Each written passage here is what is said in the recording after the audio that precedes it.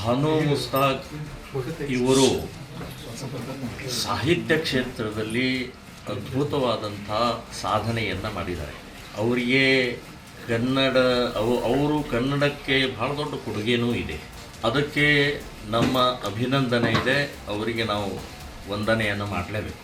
ಇನ್ನು ಎರಡನೇದಂದರೆ ಅವರು ಇಸ್ಲಾಂ, ಎಷ್ಟೇ ಪ್ರಗತಿಪರ ಅನ್ನುವಂಥದ್ದಿದ್ದರೂ ಕೂಡ ಇಸ್ಲಾಮನೇ, ಮುಸ್ಲಿಮರೇ. ಆ ಹಿನ್ನೆಲೆಯಲ್ಲಿ ಮುಸ್ಲಿಂ ಸಮಾಜದಲ್ಲಿ ಏಕದೇವೋಪಾಸನ ಅಂದರೆ ಅಲ್ಲಾನ ಒಬ್ಬನ್ನೇ ಪೂಜೆ ಮಾಡ್ತಾರೋ.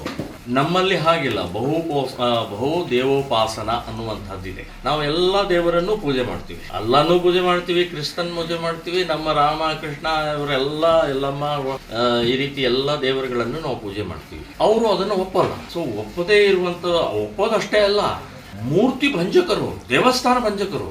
ದೇವಸ್ಥಾನ ಕಂಡ್ರೆ ಆಗೋಲ್ಲ, ಹೊಡಿತಾರೋ. ಇತಿಹಾಸದಲ್ಲಿ ಎಲ್ಲ ವಿದೇಶಿ ರಾಜ್ಯಗಳ ಬಂದಂಥವ್ರು ಯಾರು ಅಕ್ರಮಕಾರರು ಮೊಘಲರು ಬಂದರು, ಅವರೆಲ್ಲರೂ ದೇವಸ್ಥಾನಗಳನ್ನು ಮಾಡೋದು. ಸೊ ಈ ದೇವಸ್ಥಾನದ ಭಂಜಕರ ಜೊತೆಗೆ ಒಂದು ದೇವಸ್ಥಾನದ ಮೂರ್ತಿಯ ಪೂಜೆ ಮಾಡುವಂಥದ್ದು ಎಷ್ಟು ಸರಿ? ಸೊ ಇದು ಕಾಂಗ್ರೆಸ್ಸಿನ ಅತ್ಯಂತ ಮೂರ್ಖ ನೀಚ ಕೆಲಸ ಅಂತ ನಾನು ಹೇಳ್ತೀನಿ. ತುಷ್ಟೀಕರಣ ಅನ್ನುವಂಥದ್ದು ನಿಮ್ಮ ವೋಟ್ ಬ್ಯಾಂಕ್ ಸಲುವಾಗಿ ನಮ್ಮ ಸಂಪ್ರದಾಯವನ್ನು, ನಮ್ಮ ಸಂಸ್ಕೃತಿಯನ್ನು ಹಾಳು ಮಾಡ್ತಾ ಇದ್ದಾರೆ. ನಿಮಗೆ ಯಾರು ಹಕ್ಕು ಕೊಟ್ಟರು ಈ ನಮ್ಮ ಚಾಮುಂಡೇಶ್ವರಿಯ ಮೂರ್ತಿಗೆ ಒಬ್ಬ ಮುಸ್ಲಿಮನ ಕಡೆಯಿಂದ ಪೂಜೆ ಮಾಡಕ್ಕೆ ಹಕ್ಕು ನಿಮಗೆ ಯಾರು ಕೊಟ್ಟರು? ಸರ್ಕಾರ ಇದೆ ಅಂದ ತಕ್ಷಣನೇ ಏನ್ ಬೇಕಾದ್ ಮಾಡೋದಾ?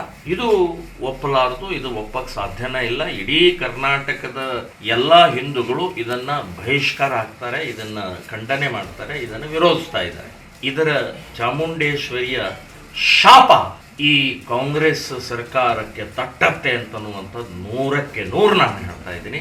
ಇನ್ನು ಇದರ ಜೊತೆಗೆ ಇನ್ನೊಂದಿದೆ. ಸಾವಿರಾರು ವರ್ಷದಿಂದ ನಾವು ಆಕಳವನ್ನ ಅಂದ್ರೆ ಗೋವನ್ನ ಗೋಮಾತಾ ಅಂತ ಹೇಳಿ ಪೂಜೆ ಮಾಡ್ತಾ ಬಂದಂತ, ಗೋಮಾಂಸ ತಿನ್ನುವಂತ ಸಮಾಜದವರು, ಗೋಕಳತನ ಮಾಡುವಂಥವ್ರು, ಸೊ ಗೋವನ್ನ ಕತ್ತರಿಸುವಂಥವ್ರು, ಅಂಥ ಜೊತೆಗೆ ನಾವು ಪವಿತ್ರವಾದಂಥ ಆ ಚಾಮುಂಡೇಶ್ವರಿಯ ದೀಪ ಪೂಜೆ, ಅರ್ಚನಾ ಕುಂಕುಮ ಹೂಮಾಲೆ ಹಾಕುವಂಥದ್ದು ನಾವು ಒಪ್ಪಲ್ಲ.